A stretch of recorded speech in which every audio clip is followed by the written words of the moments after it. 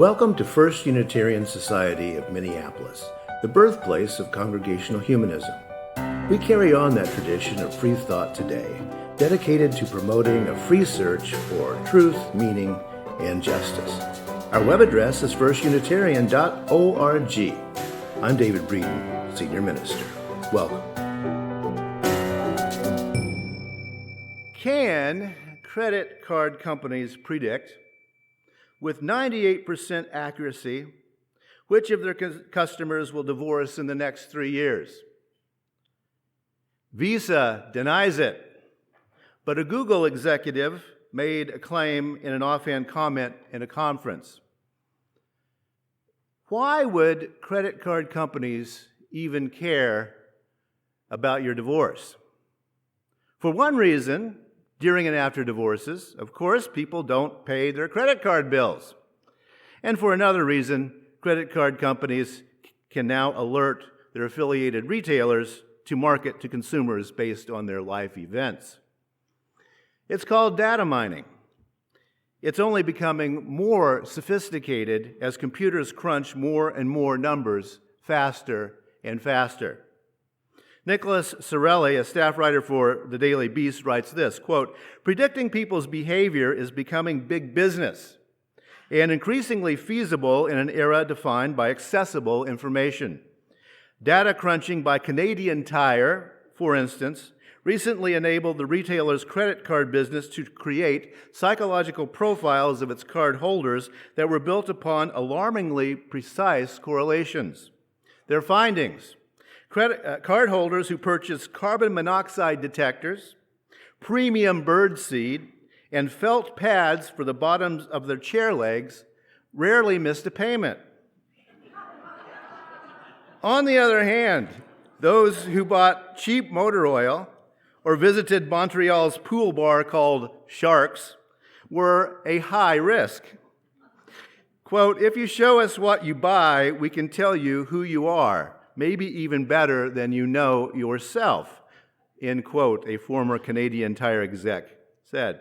And the author of the article goes on to say, people who enjoy dancing or are more apt to buy a Mac computer.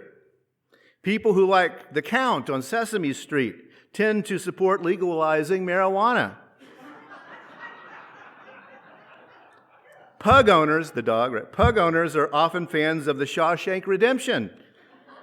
And users who prefer aisle seats on airplanes spend more money on other people than they do on themselves. Where were you sitting in the last time you flew? Big numbers have predicted big things for a very long time. The modern nation-state system developed in Europe as governments began to collect predictive data on their systems. State and statistics have the same root. Individuals appeared to act independently and even chaotically in those days, but aggregate numbers, people found, followed patterns. The number of murders each year in Paris, the number of children dying before the age of 5, the number of merchant ships that would sink in any given year. There was clearly a pattern, and there was clearly money to be made in seeing those patterns. Thus, the world's oldest insurance company, the Hamburg Fire Office, opened in 1676. And today, MasterCard can alert Home Depot concerning what sorts of things you might be needing next in your home maintenance plans. Now, we are beyond merely aggregating numbers nowadays, and here's the question that makes me wonder about. How many of those people in that 98% accuracy who will be divorcing in the next 3 years, how many of them actually know they will be divorcing in the next 3 years? You got to wonder. The reading from Yuval Harari's book Sapiens this morning points out that just about everything we think of as real, that is money, government, religion, why we want to travel, all of those are in fact intersubjective realities. That is, these things exist only because large numbers of people think they exist. So here's another question. How many decisions are we actually making and how many decisions are being made for us by some combination of necessity, consumerism, and that intersubjective reality.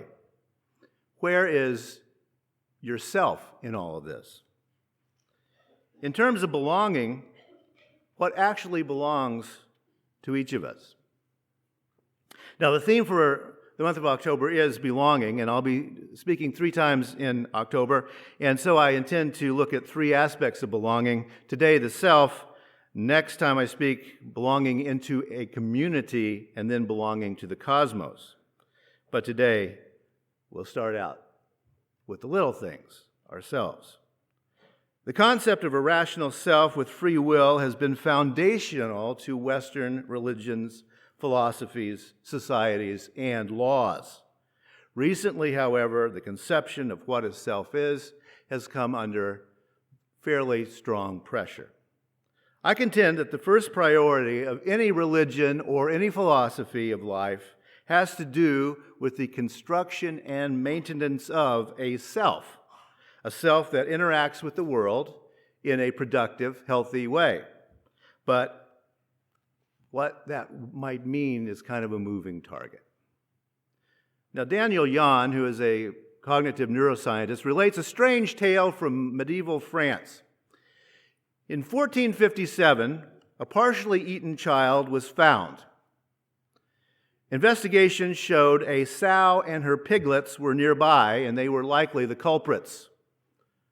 Court proceedings for murder began against the hogs, and the mother was sentenced to death for murder, though her piglets were acquitted as being too young to understand the crime of murder. Now, this sounds a little bizarre to us nowadays, but there are several recorded instances of capital punishment on animals in medieval Europe. Now, why does that seem bizarre to us nowadays? Because we make a fairly fine distinction between human and animal consciousness, for one thing, and between outcomes and intentions. That's why we have manslaughter and first-degree murder as part of our judicial system. We believe that selves make decisions. The difference in intentionality of that self means a lot to us, and it means the difference between capital punishment and manslaughter.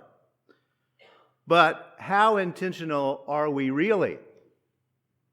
Now, we know that the time between an outside stimulus and our perception of that stimulus varies somewhere between 80 milliseconds and something a little over a second. In other words, now we know that our minds are always living in the past. You know that best by putting your hand on a hot stove. It takes a while for you to realize that. Actually, everything is like that. Why doesn't every ball, then, that's thrown at us hit us in the face? Because we unconsciously make predictions concerning our surroundings. We perceive that we are acting in the world in real time, but that is an illusion of our minds. Everything we perceive has actually already happened.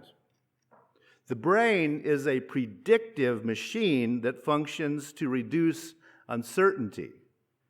It reduces uncertainty, but it does not eliminate uncertainty.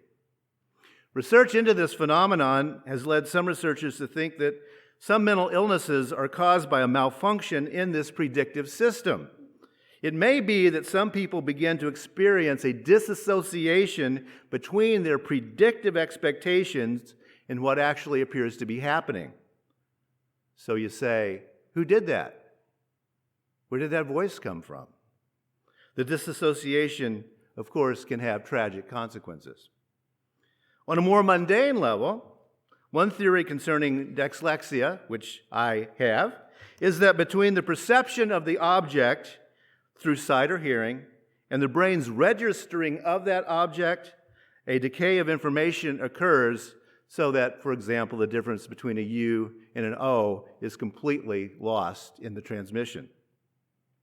As the philosopher Timothy Morton sums it up, quote, uncanniness, paranoia, and ambiguity are indices of reality, not of unreality. Think about that. Then there's the recent findings, of course, regarding our microbiome. I don't know if you're as interested in this as I am, but it's kind of cool what's going on. 43% of human beings are human.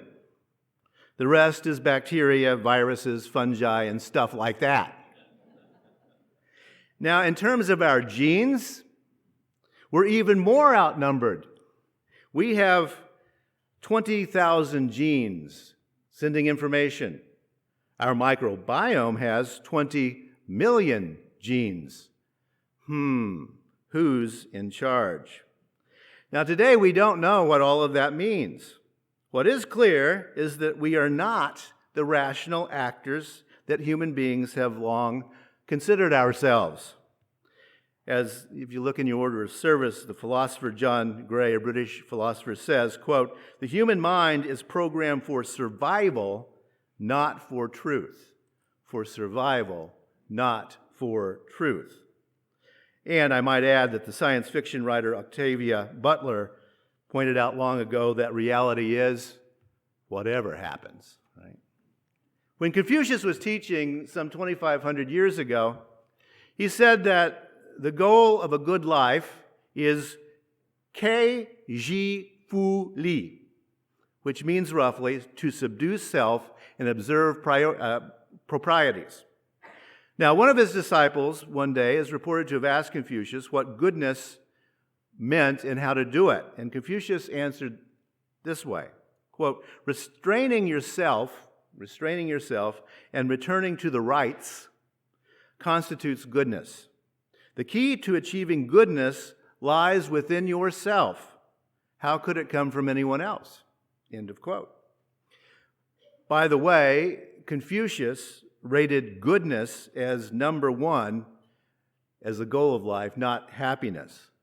Goodness, which he thought flows from subduing the self and observing the proprieties. In the Western world, we call qi ji fu li virtue. Now, I want to dig down a little bit on this because I think it's a way toward exposing some of the intersubjective realities that we so often fail to question. Because for Confucius, goodness is about subduing the self, self-mastery, and self-control. And goodness is about action. In the same Confucian case, it's about the rights that you do. Right? In the Western world, we have come to call that embodiment. And here's the thing. In the Western world, be that Greece or Palestine or Poland or England, the religions of the day also taught this dual approach. In Confucius's time, that was all over the world. Self-restraint and embodiment. Self-restraint, embodiment. Mind and body. The call was to act with propriety from both a mental control aspect and how you acted in terms of practice. So here's a little background for you. As Christianity swept across Europe, this traditional mind-body way of doing religion continued, as we know from the fact that major Christian holidays took over from major pagan rites and festivals, and things more or less continued as they always had been done. In medieval Europe, and indeed all across Eurasia, people were practicing religion as people had long practiced religion. It was about both thinking and doing. It was about both mind and ritual. Then Protestantism came along. Now here's the thing. The Anglican Church of England, the Episcopalians, they bailed out of the Reformation very early on. And so today, Anglicans and Episcopalians still have a great deal of symbolic and embodied practice because they bailed out early. But as the Protestant Reformation continued, more and more embodied practices got jettisoned until finally we had and have what historians of religions call cognitive Christianity. Cognitive Christianity, meaning it's all in the mind. And that was the Christianity that first came into the United States as Puritanism, then as Presbyterianism, then Lutheranism. cognitive Christianity. It's from the neck up. In cognitive Christianity, the body is evil and makes us do things that our sweet little minds don't want us to do. Those Puritan New England meeting houses were wooden boxes, pews, and a pulpit. If they lit a candle, it was because it was dark in there. There was no stained glass. There were no crosses, no paintings or pictures or carvings, no cute little angels. All singing was a cappella, no instruments allowed, no bells and smells, no symbolism whatsoever. It had to be all in your mind. That was the Puritan way. It became the Congregationalist way, and then it became the Unitarian way, and it became the way of mainstream Protestantism, and it also came into humanism. But a funny thing happened on the way to the victory of complete cognitive Christianity. Let me tell you a little story. In Cane Ridge, Kentucky, in 1800, you know about Cane Ridge, huh? Okay. Most people don't. Okay. In 1800, people gathered for what became known in the U.S. as a camp meeting. And this particular camp meeting lasted for a week. For the first time on U.S. soil, people danced ecstatically. This was all outside. They laughed uncontrollably. They cried uncontrollably. They barked like dogs. They fell down as if they were dead, and they stayed that way for hours, though they did not speak in tongues, which didn't begin until around 1900, by the way. In the throes of this ecstasy, women began to spontaneously preach, something that was not allowed in 1800. In the throes of this ecstasy, Native Americans began to spontaneously preach, something that was not allowed in America in 1800. In the throes of this ecstasy, enslaved Africans began to spontaneously preach, which was not allowed in the America of the time. And you know the most miraculous thing about this camp meeting? White men actually listened. Apparently. At one point, there was something on the order of 25,000 people gathered at Cane Ridge. That was 10% of the Kentucky population of the day. A comparable gathering today would be 450,000 people. At Cane Ridge, Protestantism stopped being a neck-up religion, but it was the backwoods people, the poor, and the oppressed who experienced that. To say the least, the religious elite in the East were not pleased to hear what was going on out in Trump America. Actually, it was Andrew Jackson America back in those days. They said, "This aggression will not stand." But the guys from Yale and Harvard had no intention of getting their boots dirty going out to Kentucky. And so they didn't have that much they could do about it. And so a new way of doing religion was born in America. And things stayed more or less that way until after the Second World War. Then, large numbers of people who had grown up in cognitive Christianity began to explore alternative and, again, embodied traditions. Buddhist meditation, Hindu meditation, martial arts, Tai Chi, Qigong, and on and on and on. Some left cognitive Christianity entirely behind. Some remained but pursued embodied practices outside of the churches and the Western tradition. That was especially true among religious liberals, such as Universalists and Unitarians. And today, we have a situation in which most Americans claim to be Christian, but most don't ever go to church, though the situation is exactly as it was when the Cane Ridge revival began to spread. The backwoods, the marginalized, the poor, and the oppressed do still go to church because you get the picture how this happened. Now remember that rich or poor, educated or not, it's all about what Confucius called he, ji, fu, li, to subdue the self and observe the proprieties. A religion or a philosophy is nothing more and nothing less than an orientation we follow toward a life living from day to day. A religion or a philosophy is a way of seeing the world and dealing with the pleasures and the pains and the sufferings and the stresses and the challenges the world hits us in the face with every day. Theism and atheism are both orientations, decisions about how to deal personally with those experiences of being alive and getting whacked in the face constantly. For many people, belief in the divine is not a supposition about physical reality, but rather is a choice of orientation on how to stay alive. For others, naturalism is that orientation.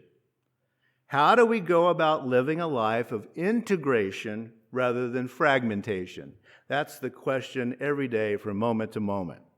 How do we construct a self that integrates every new experience, no matter how much that experience sucks, into our life, and how do we keep going? That's the challenge day to day. And it's a question we have to deal with constantly. How do we human, right? Because, living is an action verb, to human, right? How do we go on humaning? We can take a selfie, click there. This is me! But, if we're not dead, that's not me 30 seconds later. And we have to do something else, and then we have to do something else again. That's the nature of being, and it's not easy, if you haven't noticed. So, to human is the challenge each of us faces every moment as we struggle to approximate what's going on around us, because we don't know, actually, what's going on around us. And embodied practice is one way of dealing with that constant barrage of confusing things. Now, patriarchy and hierarchical religions pick and choose what is acceptable and what is not acceptable in embodied practice.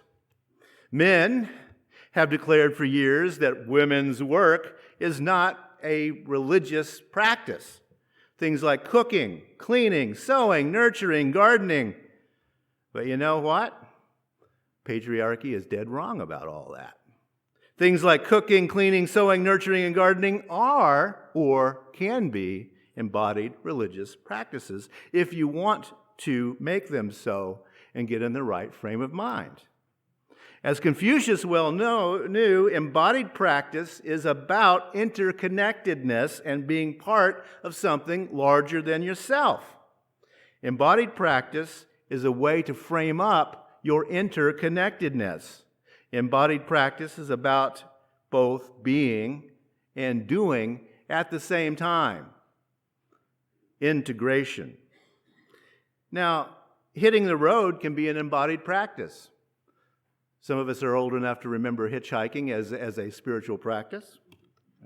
Walking, running, singing, playing an instrument, bicycling, fixing your motorcycle, as Robert Pirsig pointed out a long time ago. All of these can be embodied spiritual practices, because embodiment is about what you do mindfully right now to get through that very difficult thing called humaning. We don't hang hogs for murder anymore, but we still don't really understand what human consciousness is, and we still don't really have a grasp on what the self is. Yet, every moment, here we are. We have to do something. How we decide what to do and how to do that is our worldview. It's our religion, our philosophy. And each life, every one of us, well, it's a riddle that is pretty darn difficult to solve from moment to moment, isn't it? What will I do next? Well, might it perhaps be something so wonderfully amazing that even your credit card company can't predict it? Thanks for listening. You can find much more about humanism in what's happening at First Unitarian Society in Minneapolis by visiting our website at firstunitarian.org.